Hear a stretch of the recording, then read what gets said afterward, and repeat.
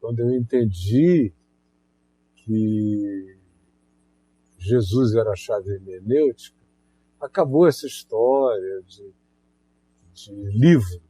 Eu não tenho. Minha Bíblia é um livro, mas o livro não tem nada para mim a não ser o que um livro contenha, uma biblioteca pequena. Isso é que significa Bíblia. Uma biblioteca pequena. Agora, eu estou falando o que eu estou falando, que esse assuntinho aí de vocês, tem 40 anos que eu estou falando isso. É a tal do Jesus e a chave hermenêutica. Só que o pessoal não quer dar o braço a torcer. Ficam querendo fazer de conta que dá para conciliar o Velho com o Novo Testamento. Querem que a revelação de Deus caiba num livro, não cabe. A única palavra de Deus é Jesus, e o pessoal tem que ter coragem de abandonar essa história de curadoria da Escritura, da sã doutrina, que eu não sei qual é essa sã doutrina. A sã doutrina, quem cunhou essa expressão foi Paulo. A sã doutrina para Paulo era o ensino de Jesus. O ensino de Jesus é o Evangelho. O Evangelho é acerca do que Jesus fez, falou, ensinou, demonstrou. De modo que a própria interpretação do ensino de Jesus não vem de um estudo do aramaico nem do grego. Vem de ver como foi que Jesus viveu o que Jesus ensinou. Porque ele não era esquizofrênico, ele tem que ter, na vida dele, vivido e demonstrado o que ele, de fato, estava ensinando. De modo que eu não aprendo o que Jesus ensinou estudando grego, muito menos aramaico. Eu aprendo olhando como foi que Jesus tratou homens, mulheres, prostitutas, publicanos, pecadores, religiosos hostis, fariseus, descrentes saduceus, as autoridades do templo, os romanos, os guardas romanos, os centuriões romanos. É assim que eu, vendo Jesus tratar, e Jesus era o Verbo encarnado, vendo Jesus, que é a palavra, a única palavra que Deus tem para os homens, para mostrar o que Deus é, quem Deus é, como o homem deveria ser, como Deus pensa o homem a partir de Cristo Jesus, homem. Essa é a palavra. Essa é a palavra a qual eu me atenho. E para eu entender bem essa palavra que Jesus disse, eu vejo como ele viveu. E para discernir os atos dele, eu vejo o que ele falou. Então não tem mistério, eu só lamento muito. É que demorem anos, o pessoal não quer dar o braço a torcer nessa geração. Porque foi o Caio que falou que Jesus é a chave hermenêutica. Eu já aprendi tudo com o Caio, demais com o Caio. Eu não quero mais, eu já cresci, eu estou velho, todos nós.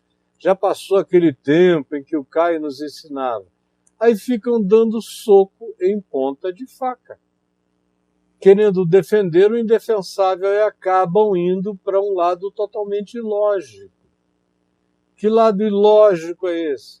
É achar que a Bíblia pode ser reformada.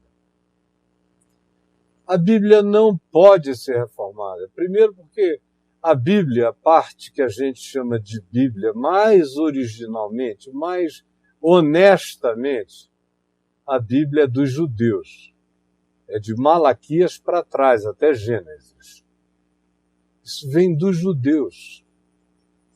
Isso não tem quase nada a ver comigo. Se eu não tivesse nascido num ambiente de cultura judaico-cristã, onde desde a minha avó se tivesse ensinado o que está no livro e de se tivesse dito, não se tivesse dito, que o livro era a palavra de Deus, eu fosse só um índio, Scariana, por exemplo, um índio Scariana, onde eu estive há 43 anos atrás, durante 15 dias. Fui levar o Novo Testamento para os índios Scarianos. Deixa a minha Bíblia ficar em paz aqui, coitada, porque ela já está tão machucada. Eu fui levar o Novo Testamento. Deixa eu pegar essa Bíblia de Genebra aqui. O que não falta aqui atrás de mim é Bíblia de todo tipo. Então, olha aqui a Bíblia de Genebra, o Novo Testamento. Eu fui levar lá para os Scarianos o Novo Testamento. Eles não tinham velho. E quem chegou lá, meu amigo Desmond, que já faleceu, está com Jesus na glória, era um grande antropólogo e linguista. Ele aprendeu a língua scariana, concebeu um alfabeto scariana, alfabetizou a tribo toda para a tribo aprender a ler na sua própria língua. Enquanto isso, ele traduzia o Novo Testamento. Quando nós chegamos em abril de 1977, o Novo Testamento em Scariana estava pronto. E aí eu fui lá. Enquanto ele traduzia, de Mateus ao Apocalipse, ele traduziu primeiro Marcos e deu para eles lerem. Enquanto isso, ele traduziu Atos, depois ele traduziu Romanos, depois ele traduziu Efésios e traduziu a primeira epístola a Timóteo. E deixou os índios aprendendo a ler e também praticando a leitura nesses textos em Scariana. Quando chegamos em abril de 77, eu fui lá com o Pedro Peter, que era um missionário da Wycliffe, do Summer, e fui lá com a esposa dele, num teco-teco, entregar o Novo Testamento, que tinha sido publicado em capa vermelha. Os scarianos, como todo índio, gosta de coisa viva. Uma cor dessa não é bonita lá, nem existe o preto lá. Então, era vermelho, com urucum, a capa. Eu fui lá e tive o privilégio de entregar a Bíblia para eles. E o que aconteceu é que eu passei os 15 dias com eles, a única coisa que eles tinham não era a Bíblia, era o Novo Testamento, isso que eu quero dizer. E preguei, ensinei, foi maravilhoso. Mas não tinha velho, porque o antropólogo, meu amigo, tinha convicção absoluta que para gente que não sabia nada de quem fossem os judeus, todo esse problema de cânon sagrado, de Velho Testamento, das coisas pertinentes ao judaísmo, a lei de Moisés, tudo isso não tinha nada a ver com os scarianos. Então ele traduziu só um Novo Testamento, que seria o natural. Porque o que esse pessoal teria a ver com a conquista de Canaã? Só se eles estivessem precisando de historinhas noturnas, para dizer, ai, que herói legal, matou quantos, hein? E o Novo Testamento não tem essa história de matou quantos, quantos não matou, ou de preferência passou pela vida sem matar, sem odiar, sem desprezar. É o ensino do Novo Testamento. Então, de que faria falta aos scarianos o que Moisés disse, honestamente, se as leis de convívio humano deles, de relacionamento, eram infinitamente superiores às leis de Moisés. Era uma tribo com uma cultura maravilhosa. Tinha justiça, tinha separação entre o Estado do cacique e as expressões espirituais do pajé, uma coisa não se embolava com a outra, ninguém nunca ensinou nada disso para eles, ninguém precisou criar nenhum problema insolúvel para depois tentar resolver, como é o caso aqui entre nós. Ou seja, logo eu entendi lá atrás que o Velho Testamento só me era útil naquilo em que ele fosse validado, corroborado e fosse uma manifestação clara e explícita do que Jesus também ensinou.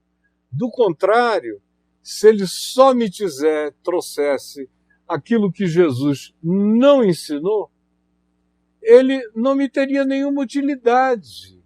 Isso, meu Deus, é meio óbvio, né? Especialmente se você estuda alguma teologia, lê livros e não tem compromissos arraigados com a religião, nem com a vaidade teológica, nem com a vaidade da cultura teológica. O problema da Bíblia na mão dos teólogos é a vaidade da cultura teológica. Porque tem os amigos teólogos cobrando, tem o grupo religioso, tem a denominação fazendo pressão. Você, tendo as convicções que tem, se não for muito corajoso, não simplifica logo. Como eu nunca tive esse problema. Para mim, Jesus sempre foi, está escrito, no princípio era o Verbo. A Bíblia é comentário, a Bíblia é história. O Velho Testamento é revelação de Deus, é palavra de Deus inspirada, toda a Escritura é inspirada por Deus e é útil. E o Velho Testamento teve a sua utilidade, com exceção dos livros que continuam na vigência, e não são livros, são partes dos livros. Por exemplo, o Gênesis está todo na vigência porque ele trata das histórias da humanidade, mas ele está na vigência como história da humanidade e depois como um afunilamento histórico que me conduzirá a saber por que Jesus é o Cristo nascido da tribo de Judá. E o Gênesis bota isso claro na sua frente. O Êxodo é história da fé dos hebreus, como foi uma fé num Deus único que atravessou o politeísmo com Moisés, atravessou o Mar Vermelho e nos leva ao entendimento do significado da fé, como vem a dizer o escritor de Hebreus, que disso tudo tira como sumo exclusivamente a fé. Foram pessoas que creram. Então, como todas que creram, Abraão creu, Isaac creu, Jacó creu, a descendência de Jacó creu parcamente, mal e parcamente, mas creu. De maneira extremamente confusa, mas creu. E os juízes, meu Deus, tem juízes que, como eu já disse, se fosse hoje em dia, estariam presos, em prisão de segurança máxima, grandes matadores, coisas assim que não dá nem para a gente ter como grande inspiração, mas foram pessoas que agiram nos enfrentamentos, nas guerras perdidas que eles venceram, pela fé. É isso que o escritor de Hebreus vem narrando. O que ele tira é o extrato da fé. Mesmo de Sansão, que é um grande louco. Se fizesse um exame mental hoje em dia, era um cara com grandes transtornos. Mas foi um salvador para Israel naquele tempo. Não é uma criatura para ser admirada em nada. O Jefté é um homem de um primitivismo que o levou a imolar sua filha por causa de um voto. Para vocês verem como não tem nada a ver. A história do povo de Israel no deserto é uma catástrofe horrorosa, triste. Moisés, se não fosse a vara, e levanta a vara, abre o mar, isso, aquilo, o rosto que resplandece, ou seja, a vindicação da glória de Deus na vida dele, enquanto ele viveu, embora Paulo diga em 2 Coríntios 3, que aquilo tudo sobre Moisés fosse uma glória desvanecente, e que o véu continuou na cara dele só para o povo de Israel não perceber mais que não tinha mais luz nenhuma ali, que aquilo ali tinha prazo para acabar, que a lei de Moisés ia brilhar tanto quanto o rosto dele. Ia chegar uma hora em que iria se desvanecer, era o ministério da morte, como Paulo chama em 2 Coríntios 3. Paulo não deixou ninguém enganado. E, assim como o escritor de Hebreus, desconstrói tudo, o tabernáculo, desmonta, junta, faz uma barraca de acampar, pega tudo e diz, olha, isso tudo é sombra, é arquetipia, não é nada. Mas os crentes, meu Deus, se agarraram nisso. Lutero não teve esse problema. Lutero achava que nem precisava. Bastava que fosse revelação de Deus em Cristo para nós pagãos. Mas não. Desde Constantino, que os crentes resolveram ter uma escritura. Os judeus tinham uma, então pegaram a dos judeus, puseram aqui e foram agregando o que tinha sido escrito sobre Jesus. E do que tinha sido escrito sobre Jesus, o que tinha mais coerência, de fato, eram os 4 evangelhos. Mateus, Marcos, Lucas e João. Os outros, Evangelho de Maria Madalena, Evangelho de Tomé, Evangelho de Judas Iscariotes, o Evangelho da viagem de Paulo ao terceiro céu, o Evangelho de Moisés, o Evangelho de tudo que quiseram colocar, não tinha. E nisso eles fizeram um bom trabalho, eles só não precisavam ter colocado o Velho Testamento aqui. Porque o que criou de confusão, porque o Velho Testamento está aqui, e como Jesus está aqui também, o povo pega e pensa que Jesus está preso aqui dentro desse livro, e que se você não disser que o livro Bíblia, biblioteca judaico-cristã, se você disser que é só um livro, para dele você retirar o que é palavra de Deus, tendo Jesus como chave hermenêutica, ou seja, tendo Jesus como a chave interpretativa, é através de Jesus que eu abro tudo, inclusive o Velho Testamento e o Novo Testamento. Eu leio tudo isso a partir de Jesus. No Velho Testamento, a quantidade de coisas que entraram em estado de obsolescência não está escrito em lugar nenhum, não é? Você vai o quê? Eu vou imitar quem? Moisés? Eu não posso imitar nem Abraão, que vocês me matariam. Se eu me casasse com a minha meia-irmã, se meu pai tivesse uma filha lindinha, bonitinha, gostosinha, chamada Sara, e eu dissesse, ai meu Deus, que delícia é a Sara, e quisesse me casar com a Sara, vocês me matariam. Por quê? Porque o mundo mudou, os costumes mudaram, os significados mudaram por inteiro. A família de Abraão toda se casava só entre primos.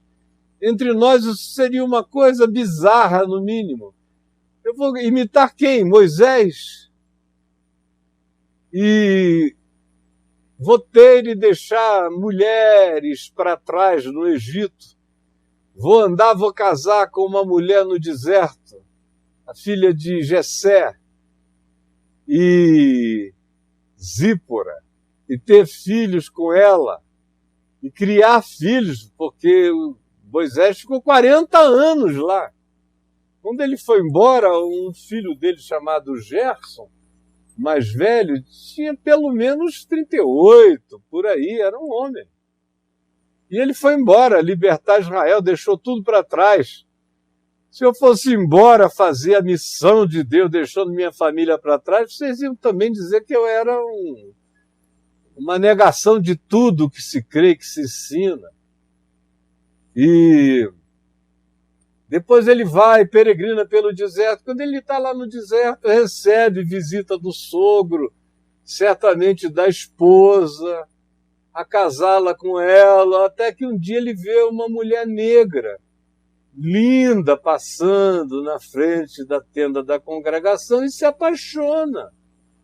Se apaixona. Ele já tinha tido o rosto brilhante, já tinha entregue dos 10 mandamentos, já tinha feito todos os milagres e se apaixona. E daí se apaixona e pede para casar com Zípora, mas a irmã dele e o irmão Arão não querem. Dizem: que privilégios são esses que você tem? Se Maomé já tivesse nascido, eles iriam dizer: você está parecendo Maomé, que vai mudando a legislação de casamento conforme o seu apetite. Para nós é não adulterarás, e para você é uma mulher lá, outra cá. Que negócio é esse? Pois bem, eu vou imitar quem do Velho Testamento? Com toda sinceridade, meu querido Davi, que de todos foi o mais sensível, antes dos profetas? Não, sinceramente, por uma situação semelhante à de Davi, vocês me apedrejam até hoje. Vou imitar quem antes de Davi? O profeta Samuel? Desculpa, não quero nada com aquela gravidade, com aquela colocação dele no lugar de Deus. Deus tem que vir e dizer: escuta, não tem nada a ver contigo não, é comigo, entendeu? Para. Não, não quero. E quem? Por isso é que nos evangelhos você vê a ênfase de que Jesus ressuscitado de entre os mortos, porque antes ele não perde tempo com isso, de ensinar nada do Velho Testamento. O que a gente vê nos evangelhos como citação do Velho Testamento já foi o que os apóstolos aprenderam com Jesus depois da ressurreição. Por quê? Porque depois da ressurreição é que se diz que Jesus mostrou a eles o que a seu respeito Jesus constava em todas as Escrituras. Era isso que continuaria na validade. Era aquilo que a seu respeito constava e aquilo que, a partir dele, pudesse ser aproveitado porque estava no Espírito de Cristo. Estava no espírito do Evangelho, do ensino de Jesus, das práticas de Jesus, dos modos de Jesus. Isso poderia ser. Por isso é que a grande ênfase é aquilo que constava a seu respeito nas Escrituras. Com isso era uma alusão à Torá, ao Velho Testamento, nas Escrituras, na Torá de Moisés, o que constava a seu respeito. Nos livros atribuídos a Moisés, embora não sejam, começando do Gênesis, eles foram entendendo que tudo começou com justificação pela fé, com um tomando o lugar dos demais desde Adão, desde o animal imolado para vestir Adão e sua mulher. Foi mostrando todos os sinais da fé que justifica. Abraão creu em Deus, isso lhe foi imputado para a justiça. Essas coisas todas que têm a ver com o Evangelho, que antigamente se chamavam de proto-evangelho, têm a ver com o Evangelho em todas as Escrituras. Nos Salmos está lotado de Evangelho.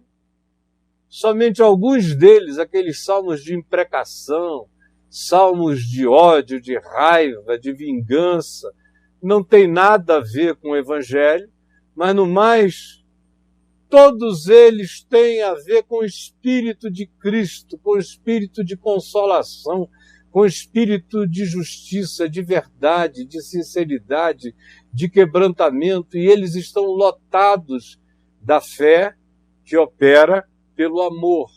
No caso, é da fé que opera pela misericórdia. Misericórdia quero, diz Deus o tempo todo, e não holocaustos. Então, esses holocaustos todos, joga fora, tira tudo isso, já era. É do primitivismo. A Escritura, inspirada por Deus, teve o seu aplicativo relevante na evolução da revelação. A revelação de Deus nas Escrituras é gradativa, é paulatina, é crescente, é evolutiva, até chegar ao seu clímax. O seu clímax é Jesus. No princípio era o Verbo. O Verbo estava com Deus, o Verbo era Deus. É essa a palavra de Deus. No princípio era o Logos, no princípio era a palavra. Jesus é a manifestação consumada, como os apóstolos vêm a dizer. O escritor de Hebreus diz que ele é a expressão exata do ser de Deus. É o resplendor da glória. Paulo diz que ele é a imagem do Deus invisível. Diz que nele estão todos os tesouros da sabedoria e do conhecimento. Diz que nele todas as coisas têm sua convergência, no céu, na terra, debaixo da terra, em todas as dimensões, incluindo as Escrituras. Todas elas têm que passar no filtro de Jesus. Jesus é o filtro. Tem que passar no filtro de Jesus. Se você quiser andar com o livro para lá e para cá, está tudo bem. Mas não fique mais dizendo que esse livro é a palavra de Deus, porque não, esse livro é um livro. Por isso não precisa nem reeditar. Eu já estou numa situação, assim, muito para além dessa historinha, que para mim é uma história velha, para boi dormir, que não deveria ter nem começado. Ela vem desde Constantino, ela ganhou essa densidade. Ela ganhou esse ajuntamento denso. Na Reforma Protestante, Lutero quis jogar um monte de coisa para lá, para cá, disse não precisa não, mas acabou que a moçada de Calvino prevaleceu e vamos juntar tudo, porque a influência greco-aristotélica é grande demais e tudo mais, a gente precisa da sã doutrina. E aí inventaram uma sã doutrina que não tinha nada a ver com o evangelho puro e simples de Jesus. A única sã doutrina é o evangelho. A única realidade ortodoxa é o evangelho. O ortodoxo é aquele que anda nos passos de Jesus, segundo o evangelho. Esse é o ortodoxo. Não são os que andam nos passos de Calvino, nem de nenhum outro posterior a ele. Porque Lutero não pode nem ser incluído nessa história, porque ele queria coisa bem mais leve. Não. E ortodoxia é quem anda nos passos de Jesus. Esse é o caminho reto, é andar nos passos de Jesus. Não é numa vara de retidão, numa régua de retidão construída pelos pós-reformadores, que está na vigência até aos dias de hoje, começando de Calvino para cá. Isso é a nossa invenção de sã doutrina, misturada com cultura francesa, cultura greco-franco-hebraico, e aí você vai agregando a cultura de cada outro novo país, anglicana, depois você pode ir botando as puritanas, vai fazendo agregamentos que não estão escritos no livro, mas estão determinados no princípio hermenêutico, no princípio interpretativo, no filtro, que é mais importante do que o que está escrito aqui, é o filtro. Até onde as pessoas se permitem ir. Até onde se permitem ir. É o filtro. E aí, a partir do livro chamado de Palavra de Deus e dos nossos filtros, imensos filtros. E para nós que estamos aqui no Brasil, são, de um lado, pequeno, mas importante, com influência significativa, tem o filtro reformado, com sua coluna mestra em Calvino. E tem o filtro pentecostal, que está na maioria das consciências cristãs no Brasil e hoje em dia no mundo, na América Latina, na África, em boa parte dos Estados Unidos, que se pentecostalizou sem nem notar. O filtro é pentecostal. Que filtro é esse? É um filtro existencial, é um filtro que diz o Espírito Santo revela. Então o livro a gente leva mais para bater em demônio. A gente leva mais para abrir no Salmo 91 e o livro virou um irradiador anti-mandinga. É o livro, é a palavra de Deus que ninguém conhece. E que os crentes dizem aleluia, mas não sabem nem o que é. Mas é o livro. Se você falar do livro, você pode ser degolado como o professor francês, porque a Bíblia ganhou o status crescente de Alcorão, de Corão. Depois que o Corão foi entregue por Maomé, no ano 600 da nossa era, no século VII, então, mais do que nunca, os cristãos começaram a querer ter para eles mesmos cada vez mais o seu livro para brigar com o Corão. E o nosso tem o que os judeus disseram e o que Jesus e os apóstolos disseram, é uma espada, tanto é que é chamado de espada, porque é espada para bater. Aí, quando Hebreus diz que a palavra de Deus é a espada de dois gumes, isso virou a Bíblia, a espada de dois gumes. É uma loucura, mas foi isso que aconteceu. E aí chamaram o livro de a Bíblia Sagrada, o que ainda é melhor do que a Santa Bíblia. Porque sagrado é o que o homem faz, é o que a gente sacraliza. Está mais fenomenologicamente de acordo. É só um livro sagrado. Agora, é nesse livro que eu também tenho todas as histórias que passaram no filtro de Jesus e todos os princípios que passam no filtro de Jesus e que eu leio como quem lê o Evangelho. Assim como os Evangelhos, narrando a história de Jesus, os pensamentos de Jesus, os ensinos de Jesus, são o meu filtro para ler também de Atos dos Apóstolos para lá. Então eles não são o meu filtro só para ler para trás. Eles são o meu filtro para ler para frente.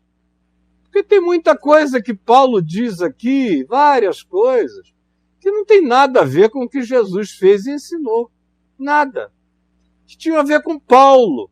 Assim como em Atos dos Apóstolos. É uma narrativa dos Atos dos Apóstolos. Eles não eram revelação de Deus.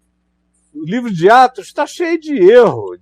Só tem erro, só tem as tentativas dos apóstolos acertarem. Mas, por exemplo, eles pegaram aqui, com base num salmo, num versículo solto, decidiram que Judas tinha que ser substituído. Aí pegaram o coitado do Matias, que entrou aqui e ainda foi num sorteio, porque a comunidade chegou a 2 nomes. E aí eles ficaram na dúvida, vamos tirar no palitinho. Tiraram e o palitinho foi para Matias. Matias é o vencedor, mas cadê Matias? Cadê Matias? Foi uma escolha humana que foi sepultada e ninguém sabe nem como é que foi a vida de Matias. Quando Jesus, que está vivo, quis botar um apóstolo de verdade no lugar de Judas, ele arrombou a alma de Paulo e trouxe e disse, olha, tu és meu escolhido para seres apóstolo, para levares o meu nome perante gentios e reis. Levar o nome é ser o apóstolo, é ser esse Sheliach que levava, era o enviado, carregava a mensagem. Era isso, para carregares a mensagem. E ele foi mais apóstolo do que a soma de todos os apóstolos. Mas aqui em Atos, você chega em Atos 2 e faz disso aqui um modelo. Não é modelo, isso aqui é a desobediência. Eles tinham que ter ido embora pregar o evangelho em toda a Judéia e Samaria até os confins da terra, mas ficaram 8 anos naquele cerca Lourenço, ali em Jerusalém. Se não fosse a perseguição, como diz Atos 8, os dispersar, os semear, é a palavra grega, é semear por todo o mundo, eles teriam continuado lá. E o evangelho teria entrado em estado de congestão. Então, o Cristo vivo cuida da igreja, não são os apóstolos. Eles, no máximo, evitavam alguns problemas, enquanto criavam alguns outros. Paulo que o diga. Tanto é que Paulo não foi para esse pessoal, a não ser 15 anos depois de convertido. É que ele passa por lá, porque Atos não é um livro para se fazer doutrina, é só um livro para a gente ler histórias. E essas histórias precisam ser, todas elas, lidas a partir do filtro Jesus. Atos também, eu uso o filtro Jesus, porque tem muita coisa aqui que não tem nada a ver com Jesus. Nada. Não tem. Essa briga de Paulo com Barnabé também não tem nada a ver com Jesus, é só coisa humana. Aí você chega, tem gente que fica escandalizada quando eu chego aqui, por exemplo, em Romanos 9, 10 e 11, e vejo uma quantidade enorme de coisas que Paulo ousou falar sobre Deus sem ter condição de entrar nesse mistério, de querer entrar nos aspectos que ele chamou de predestinação. Fomos predestinados. É a primeira pessoa que usa esse termo, essa linguagem, predestinados. Aí ele fica querendo resolver um problema até que ele cria um problema para ele mesmo e para todos nós. Não resolve o dele e cria um problema para os outros, que tinha uma cabeça infinitamente menor do que a dele, e olha o problemão que criou até hoje aqui. Jesus tinha falado isso apenas dizendo, graças te dou, ó Pai, porque ocultaste estas coisas aos sábios e entendidos e as revelaste aos pequeninos, sim, ó Pai, porque assim foi do teu agrado. Tudo me foi entregue por meu Pai. Ninguém conhece o Pai senão o Filho, ninguém conhece o Filho senão o Pai, aquele a quem o Pai quiser revelar, e ninguém conhece o Pai senão aquele a quem o Filho quiser revelar. Estava bom aí, inclusive carregado de uma poesia divina, messiânica, estava de bom tamanho. Mas aí Paulo, aqui em Romanos, vai evocar que Deus amou a Jacó e aborreceu a Esaú. Aí não explica o fenômeno que está para além de ser explicado em qualquer tempo, especialmente nos tempos dele, cria um problema de separatismo, de ódio dos árabes, de um monte de coisas. Meu Deus, ele não tinha ideia do quão mal usado seria tudo aquilo. Interessante que você não vê ninguém usando mal nada do que Jesus falou, mas você vê um monte de coisas do que Paulo disse sendo mal usado, um monte de coisas do que Pedro disse sendo mal usados. E eles, na intenção de resolverem, falam de coisas que hoje em dia ficaria até mais fácil a gente decidir não falar.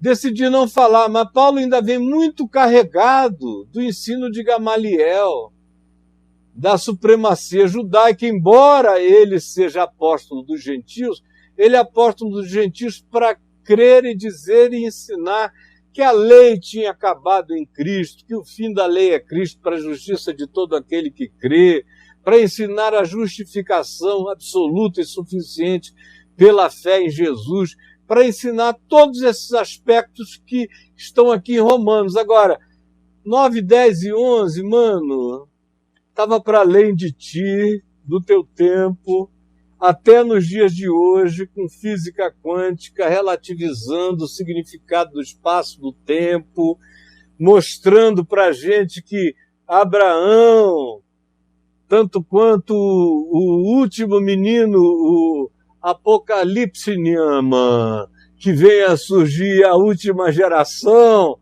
todos nós estamos vivendo simultaneamente em Deus, porque para Deus e para quem quer que seja Deus, passado, presente e futuro não existem.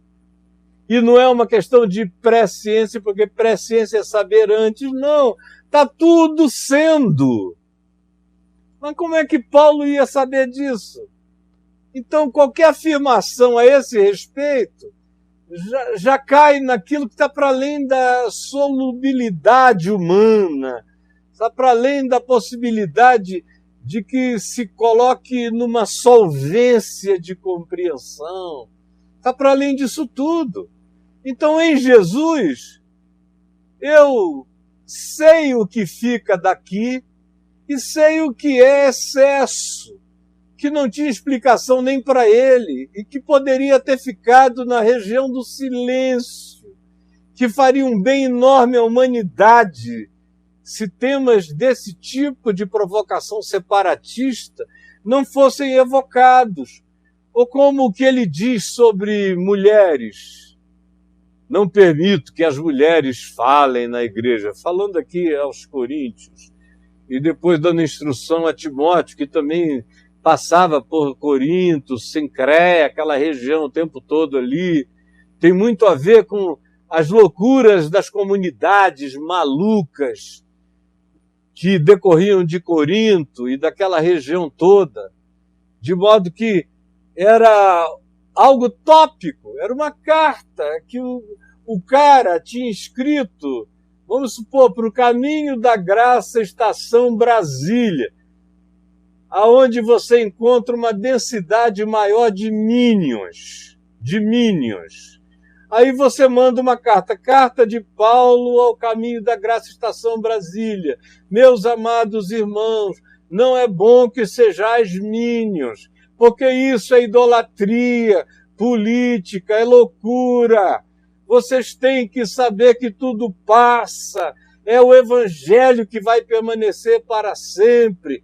Quando vocês estiverem com a cabeça branca, tudo isso já terá passado e vocês se envergonharão do tanto que terão defendido. E aí fecha, a graça e a paz seja convosco. Aí eu pego essa carta e a transformo num texto universal. Universal. E aí, a carta que Paulo escreveu para os Efésios, que de todas as cartas, sinceramente, é a única na qual eu não tenho à luz do filtro do Evangelho absolutamente nada a dizer. Aquela é uma carta universal. A primeira carta aos Coríntios, ela é de uma topicidade, ela é tão tópica, que tem coisas que a gente tem que dizer, isso fica, isso não fica. O próprio Paulo fez assim.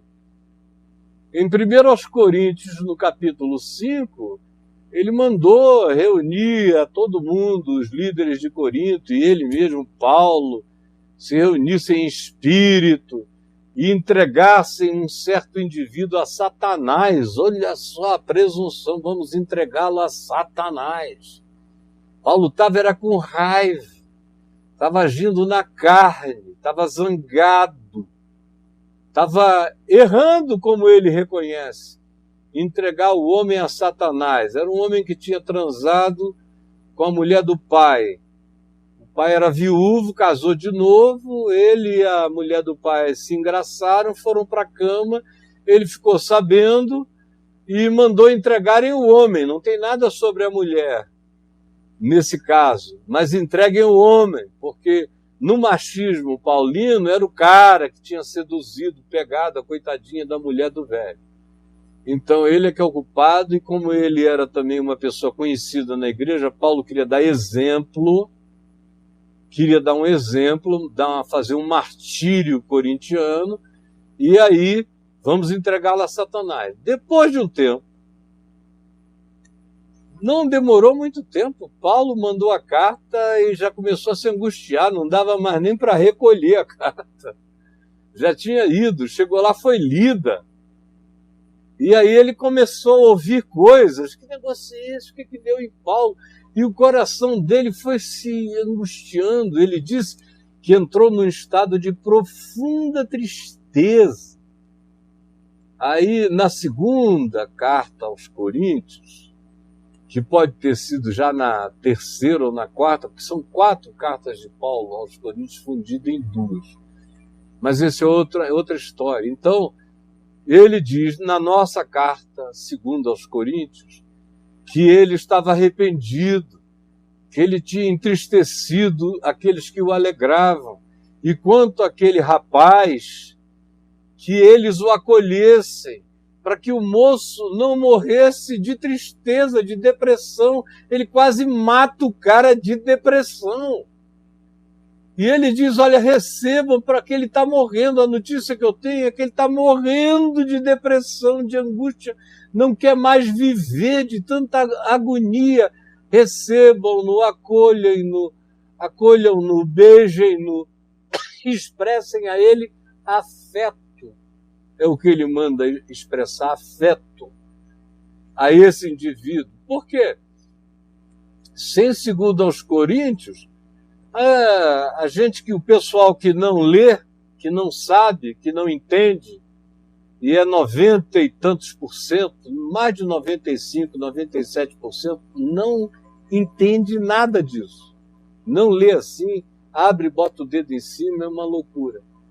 Então o pessoal continua entregando gente a Satanás, por causa daquela barbaridade corrigida na segunda epístola, mas que não tem correção para nós. Então, desculpem, a carta aos Hebreus é uma releitura de todas as coisas, para os hebreus entenderem como era ser espiritual. Porque o Novo Testamento não ensina uma religião, ela ensina um caminho de espiritualidade. É por isso que os discípulos da primeira hora, em Atos, em todas as narrativas, até a morte dos primeiros apóstolos, eram conhecidos como os do caminho. Os do caminho são esses, porque o Evangelho era um caminho, verdade e vida para ser vivido no mundo. Não eram guetos fechados. Eles só se tornaram guetos quando havia perseguições brutais, que eles tinham que ir para debaixo da terra. É impossível ficar todo mundo meses e meses debaixo da terra e não virar um gueto. Né? Você sai até com a luz fazendo mal, quanto mais o convívio social. A gente está numa pandemia. E mesmo depois de vacinado, eu ainda vou andar de máscara por aí, porque eu não sei qual é o nível de proteção que a vacina vai me dar, imagina eles. Mas só na hora das perseguições, fora isso, eles não eram pessoas que tinham obrigação de ir todo domingo no mesmo lugar, de dar dízimo. Eles nem sabiam que era isso, eles davam ofertas quando havia necessidade, eles colaboravam com as necessidades afirmadas. E se eles fossem um grupo que sustentasse integralmente alguém, como o pessoal da Macedônia, embora muito pobre, firmou um propósito no coração de tentar sustentar Paulo, mesmo à distância, o máximo que eles pudessem, era outra coisa, mas não havia nem esse assunto que vem do Velho Testamento de Malaquias, não filtrado por Jesus, de modo que quase tudo que vocês seguem, que vocês obedecem como se fosse Igreja de Deus, Evangelho de Deus, É tudo construção ainda constantiniana e dos ecos daquilo que foi ficando sem o filtro de Jesus. O filtro de Jesus tem que ser repassado, as coisas têm que ser, de fato, repassadas como esse suco aqui, que foi filtrado. E agora está sendo refiltrado.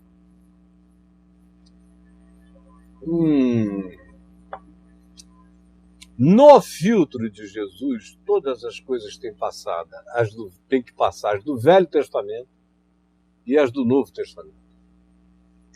Vocês me veem pregando também no Velho Testamento, especialmente nos Salmos e nos Profetas.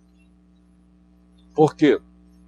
Porque é o que eu vejo, ensinando-os todas as coisas que constavam a seu respeito em todas as Escrituras, significando Torá, e nos Salmos e nos Profetas. Tanto é que Paulo nos repete que nós somos filhos de uma construção que tem em Cristo a pedra angular, a pedra de esquina. Aqui a pedra de esquina é Jesus, e o resto da base aqui é a base dos apóstolos e dos profetas. Essa é a base. Agora, Cristo é por onde eu corrijo tudo, é a pedra de esquina, é por onde eu tiro o prumo, eu tiro o nível. E não tiro uma vez só, não é o prumo de Lutero, o prumo de Calvino, é o meu prumo, é o teu prumo, na minha geração, na sua geração. Porque Jesus é o filtro hermenêutico, é a chave hermenêutica, é a chave interpretativa de tudo, do Corão. Eu leio o Corão, já li o Corão 4 vezes, tendo Jesus como a chave interpretativa. Então, lendo o Corão, tendo Jesus como a chave hermenêutica, tem várias coisas no Corão que ficam. E a maior parte do Corão não fica, como a maior parte de Levítico não fica, a maior parte de Deuteronômio não fica, de Números não fica. Ficam as histórias e o que não agride o Evangelho como princípio, como ordem para observância. Mesma coisa com o Corão, a mesma coisa com o Novo Testamento. Eu leio tudo tendo Jesus como chave hermenêutica. O Apocalipse.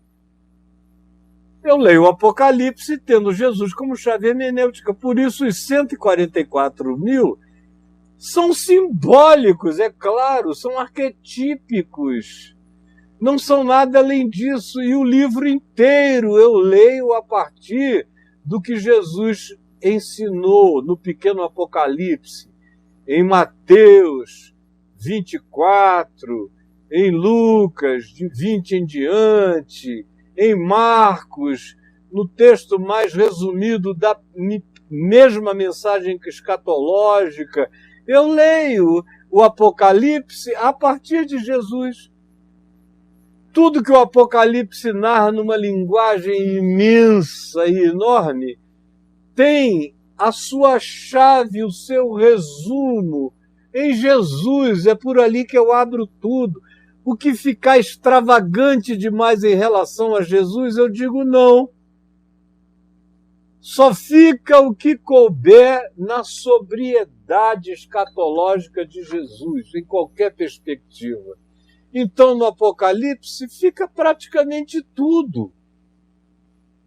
Porque o livro também é simbólico, e eu dou o espaço do simbólico e do arquetípico, e quanto menos literalidade houver, mais sobra dele, e mais ele cresce na compreensão de quem o lê a partir de Jesus. Eu não tenho permissão para ter mais nenhuma escritura sem Jesus, entenderam? Nenhuma escritura que não seja a partir de Jesus, nem antes e nem depois de Jesus. Quando Paulo dá instruções a Timóteo, aquilo ali para mim não é escritura sagrada. Quando ele diz, olha, Pega no lugar onde tu chegares e faze as reuniões dos elders, dos anciãos, dos mais velhos. Ele está repetindo o modelo da sinagoga, que não é praticado por praticamente nenhum de nós. Aqui no Caminho da Graça, o mais velho que existe por aqui sou eu. Deve ter um outro, o Guido deve ser mais velho do que eu. Ou quem sabe algum outro senhor que frequenta, mas dentre os mentores eu sou o Matusalém, só tem jovens. E daí? E daí? Esses são os experientes do nosso grupo. São esses jovens mais maduros. Quem está mais velhinho ali está com 50 anos, 52, 54, 55. E eu e o Bragantinha que temos 65. Ele fez agora, eu já vou fazer 66 daqui a pouco. Mas e daí? Eu nunca dei nenhuma instrução aqui sobre como cuidar bem dos nossos crentes irmãos, uma ordem aos amos, aos senhores de escravo do Caminho da Graça. Por quê? Porque isso caiu em obsolescência absoluta. Está ali na carta de Paulo como uma memória da obsolescência. A Constituição brasileira é mais adiantada do que a carta de Paulo aos Colossenses, do que a carta de Paulo onde ele trata aos Efésios, onde ele trata da questão dos escravos e dos senhores de escravos. Na Constituição diz que é proibido, que essa menção acabou. Não, a Constituição é mais evoluída nesse sentido do direito das mulheres, dos escravos, das minorias, do que qualquer boa carta de Paulo, que estava ainda condicionada pelo mundo greco-romano, que era uma cultura de escravos, pelo contexto judaico de Paulo, que era um contexto que contemplava a existência de escravos. Agora, tudo isso é muito obsoleto. Eu sei tirar dali, a partir de Jesus, umas lições que são todas as que recaem sobre amor. Maridos, amem as mulheres, aí manda a mulher ser submissa ao marido, o que já é um passo abaixo. Deveria ser mulheres, amem também os seus maridos, porque entre homem e mulher a única coisa que cabe é amor. Não é submissão, e o homem não é o cabeça da mulher, só é o cabeça da mulher se ele tiver uma cabeça boa. Se ele não tiver, quem tiver a melhor cabeça da casa, seja aquele a quem mais todos ouçam e tirem uma média ponderada do que é satisfatório para o convívio social, familiar. E aí, não tem nada a ver com o que Paulo disse, tem a ver com o que eu sei, e eu sei coisas para além do que Paulo disse. Se ele estivesse vivo aqui, estaria sentado aqui do lado, falando em meu lugar, quem sabe me deixasse dar uma palhinha em relação a isso tudo, porque ele iria dizer, tá tudo certo, cara, não precisa tirar nada de lugar nenhum, não precisa reeditar a Bíblia, não precisa fazer um seminário para aprender a reedição da Bíblia, não precisa atualizar o Velho Testamento, não precisa atualizar o Novo. Jesus é a atualidade de todas as coisas, é Jesus, vocês entenderam? Agora fica essa relutância por causa de vaidade, porque aqui no Brasil não era nem para ter mais essa questão entre os pensantes. Eu não estou falando entre os não pensantes. Mas eu tenho amigos na Assembleia de Deus que concordam comigo em gênero, número e grau, que falam aqui comigo no particular, concordando absolutamente com o que eu estou dizendo aqui. Todos os que leram, pensaram e que têm coragem. O negócio é coragem e pouca vaidade. Tem que ter coragem, mas também não pode ter muita vaidade. E se de preferência é vaidade nenhuma, porque a vaidade é o que atrapalha. Porque aí você chega e diz assim, não, eu concordo com o que o Caio diz. Concordo que Jesus é a chave hermenêutica. Aí você vai apanhar tanto para todo lado. Mas se fosse no passado, quando eu era uma espécie de Paulo brasileiro, e alguém dissesse, eu concordo com o que Caio diz, que Jesus é a chave hermenêutica, e já estava escrito isso lá no meu livro, Seguir Jesus, o mais fascinante projeto de vida, e numa quantidade grande de outras falas minhas, haveria ainda alguém dizendo, o que você está pensando? O pessoal da igreja não, o pessoal da academia. O que você está pensando? O Caio, que não quis fazer curso em academia nenhuma. Quando, depois de 98, o que eu recebi de conselho de amigos para estudar no Canadá, para estudar em Princeton, nos Estados Unidos, para estudar no Rudy Ramos, para ir estudar em vários lugares. Ele não quis, ofereceram a ele mestrado, doutorado, tudo que ele tem são doutorados honoris causa. Mas lá no Fuller, os meus amigos contemporâneos, o A.C. Barros, Antônio Carlos Barros, Jorge, o Barbosinha, todo mundo que era meu contemporâneo lá, o Martins, lá de Manaus, da Quadrangular, estavam lá na mesma época. Sabem que o Dr. Paul Pierson, o sonho dele era que eu fizesse mestrado e doutorado, e como eu não queria fazer, e ele, no particular, lá na sala dele, me dizia, Caio, você nem precisa, não precisa mesmo, eu te entendo. Mas faz por causa dos outros. Aí eu disse, não, doutor Paul Pierson, eu não quero. Aí ele disse, por exemplo, se você quiser dar aula aqui, se eu quiser te convidar, e você podia estar dando aula aqui no Fuller, para ser efetivo, para não ser só um professor visitante, você teria que ter cursos de alguma entidade, de doutorado, de pós-doutorado. Eu queria tanto que você desse aula, e eu dizia, doutor Paul Pierson, seria meu grande prazer por sua causa. Mas eu não tenho esse tempo, para mim não dá, eu sou uma outra criatura de outro tipo, de uma natureza diferente, com uma vida diferente. Aí ele disse, então vamos fazer um mestrado em História? Eu falei, eu não tenho esse tempo todo. Ele disse, não, eu vou assumir que os seus daquele tempo eram uns 50 livros, já valem tantas matérias, e você me faz uma monografia sobre o tema tal, tal, tal, tal, e eu escrevi lá umas 200 páginas em inglês para ele. E entreguei, e ele falou, você não quer continuar só mais um pouquinho e eu te diplomo no mestrado? Eu disse, não, doutor Pierson.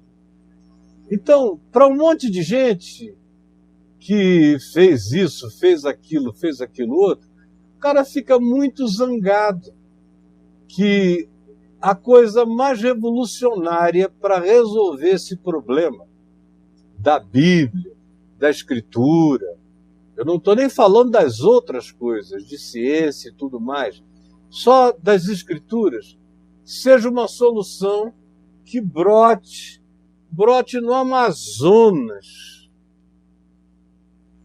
e não em São Paulo, e não numa faculdade das mais importantes. Aí, desculpem, eu sei que é vaidade, que é arrogância, porque o princípio é imbatível. Todo mundo. Outro dia eu estava conversando com meu amigo Manfred Greller, a quem não faltam diplomas, e que tem uma loucura, uma admiração imensa pelo que Deus faz nascer como percepção em mim.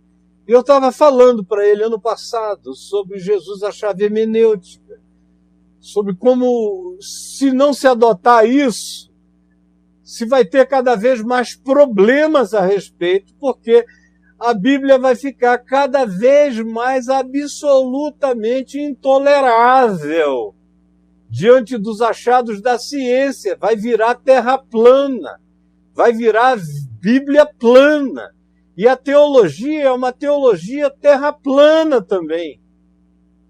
E a maior parte do pensamento cristão é um pensamento terra plana. Não da terra plana, é só uma metáfora de como não se atualizou, de como o mundo passou na janela e só Carolina não viu como a música do Chico Buarque, não viu. Aí agora vem essa avalanche em cima dos teólogos e dos pastores na igreja, os jovens fazendo pressão, que é isso. E como muita gente, milhões de pessoas me ouvem, a pressão vai aumentando. E o pessoal não sabe o que dizer. Aí fica aí nessa angústia. Tenho que defender a sã doutrina. Aí eu digo, qual? Tenho que defender a ortodoxia, dizem outros. E eu pergunto, qual? Se a única sã doutrina, a única palavra que cura... Esqueçam a terminologia doutrina. Quando Paulo usou doutrina, ele estava se referindo a algo em equivalência ao que os rabinos usavam como a doutrina dos rabinos, aquilo que os filósofos usavam como a doutrina daquela linha filosófica. Ele está usando um termo que não precisava de grandes explicações. A sã doutrina era a doutrina saudável, a doutrina da saúde do espírito, da alma, da mente. Ele estava falando do Evangelho, que é a única palavra que cura alma, mente, coração. É a única palavra que alinha o significado da vida. E ortodoxia, que é o caminho reto, é a compreensão nítida, clara, reta, sem curvas. É o Evangelho. Não é uma interpretação que fizeram depois do Evangelho. Toda interpretação, por melhor que seja, não melhora o Evangelho. Nada melhora o Evangelho. Não é porque Paulo fala de principados e potestades que o Evangelho recebeu um acréscimo de compreensão. Não. No Evangelho eu entendo as mesmas coisas. Eu entendo sobre castas diferentes, sobre dimensões diferentes, sobre o fato de que os anjos de Deus veem a face dos seus recíprocos, de dia e de noite, diante do Pai que está nos céus. Eu vejo o endemoninhado, os demônios do endemoninhado gadareno, gerazeno, dizendo a Jesus, não nos mandes para fora do país, porque eles tinham desenvolvido um principado, uma ação com a cultura local. O que é um principado, senão um casamento que se casa com o ambiente sociopolítico de um dado tempo ou momento histórico? Isso eu não aprendi nem com Paulo, aprendi com Daniel. Lá no capítulos entre 8, 9 e 10 de Daniel. E em Jesus passou pelo filtro e ficou. E Paulo passa pelo filtro quanto a isso e permanece. Quanto ao mais, depois que João disse que todas as coisas foram feitas por intermédio dele e sem ele nada do que foi feito se fez, até o que Paulo disse sobre nele tudo subsiste, ele é o esplendor da glória, a imagem do Deus invisível, e tudo o que se afirma sobre ele é redundância, depois do que João disse no seu Evangelho de João. Então, na realidade, se eu tivesse só o Evangelho de Marcos na minha mão e ignorasse tudo mais, eu já ia fazer uma festa. Uma festa maravilhosa. Se eu tivesse só os 4 evangelhos, sinceramente, eu não estava precisando de mais nada. Porque o bom senso de Jesus me ensina como lidar com pessoas, como lidar com grupos. Afinal de contas, o que Jesus fez o tempo todo foi lidar com uma igreja ambulante. O que é a igreja? Igreja são os chamados para fora. Literalmente, nunca houve uma igreja tão igreja quanto aquela original que Jesus chamou, vem comigo, vem comigo, vem comigo. Todo mundo saiu de onde estava e era uma igreja chamada para fora, guardando o significado de eclésia, os que são chamados para fora, e mais do que isso, os peregrinantes, os hebreus, os que vão cruzando fronteiras, são os do caminho, andando com ele. Então aqui eu tenho tudo. Eu sei as bobagens que os crentes falam nas falas dos apóstolos. Eu sei o que um pastor deve dizer, as loucuras dos crentes a partir do que Jesus disse aos apóstolos. Eu sei como as mulheres devem ser tratadas a partir do modo como Jesus tratou as mulheres. Eu sei como tratar todos os párias do mundo a partir do modo como Jesus tratou os párias. Eu sei como tratar os religiosos e os arrogantes, a partir de como Jesus tratou todos eles que estavam em abundância nas narrativas e estão nas narrativas do Evangelho. Eu sei como lidar com o mundo político, porque eu sou discípulo de Jesus e vou lidar com o mundo político como Jesus lidou. E vou fazer parte da polis como Jesus fez. Cada palavra que ele disse tinha implicações políticas. Ama o inimigo e ora pelo que persegue. Hoje aqui para mim, eu associo de modo imediato aos que me odeiam, me perseguem, falam mal de mim. E eu oro por eles. Ou aqueles que estão no poder e que são verdadeiras topeiras humanas, fazendo mal ao povo, e eu oro por eles e peço a Deus que tenha compaixão deles, e não tenho nenhum sentimento antagônico por nenhum deles. Antagônico no sentido de desejar-lhes o mal.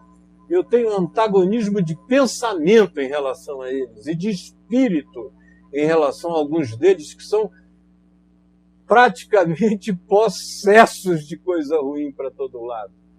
Eu aprendi com Jesus, mas para os discípulos de Jesus originais e para o público circundante, quando Jesus dizia, amem os inimigos e orem por aqueles que perseguem vocês, eles só conseguiam pensar nos romanos, nas cruzes, nos ódios, nas brutalidades. Era tudo que eles tinham na cabeça. Era o dia em que eles ficariam livres dos romanos. O que era isso? Que afirmação era essa de Jesus, se não uma afirmação com profundo impacto de natureza política para todos os lados?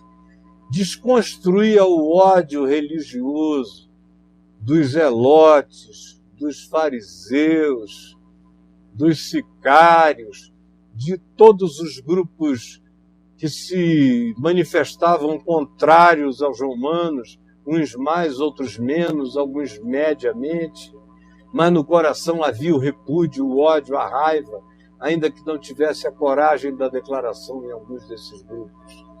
Mas a implicação disso era poderosa. Os anti-romanos ouviam aquilo e diziam, esse cara é um alienado, que está alienando o povo, dizendo para o pessoal amar os romanos e orar por eles, fazer reunião de oração pelos romanos. Que idiotas! Era assim que eles pensavam, era assim que interpretavam. E em cada outra nova geração, essa mesma afirmação produz atitudes de natureza política, como tem muita gente da esquerda ou da extrema esquerda que me ouvem falando sobre o Evangelho e os direitos humanos e a condição humana e dizem, poxa, por que você não assume uma bandeira? Eu digo, porque eu não sou de esquerda, como vocês são, eu não sou. Logo depois vocês vão me achar de direita, como logo me acham. E os da direita vivem me achando de esquerda e vice-versa. Por quê? Porque eu estou num caminho de ortodoxia, andando em cima do que Jesus mandou, fez, praticou e em como ele tratou a direita, tratou a esquerda, tratou qualquer ser humano, tratou os pobres analfabetos e tratou os cultos como Nicodemos. É nesse filtro que tudo tem que ser passado.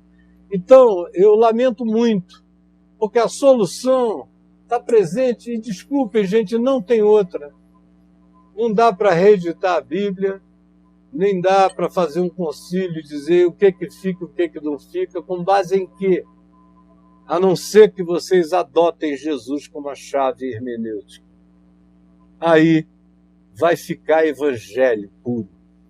Vai ficar o evangelho do Velho Testamento e vai ficar o evangelho das cartas dos apóstolos, o evangelho dos Atos dos Apóstolos, o evangelho dos evangelhos de Jesus. Eu já falei demais. Hoje o Braulio teve um problema, vai passar o dia consertando lá, e eu vou parar aqui porque eu acho que eu já falei 1 hora, 22 minutos e 34 segundos. E um grande beijo para vocês. A gravação está aqui, mandem para todo mundo. Vamos diminuir a confusão e Deus permita que acabe a vaidade de não quererem dizer que foi com Caio que eu aprendi. E é simples. Aí eu tenho amigos da igreja presbiteriana que não têm coragem. Se fosse do passado, iriam dizer, o Caio nos ensinou isso. E esse problema teria evitado o surgimento dos puritanos desvairados, dessa extrema direita conservadora, presbiteriana e reformada no Brasil, se Jesus for a chave hermenêutica.